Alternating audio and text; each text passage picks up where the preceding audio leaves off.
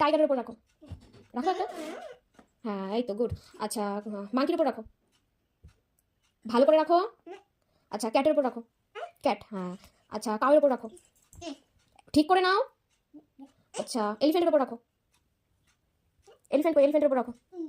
আচ্ছা লায়নের উপর রাখো, লায়ন কই, একটা নাও দিয়ে লায়নের উপর রাখো। হ্যাঁ লায়নের উপর রাখো।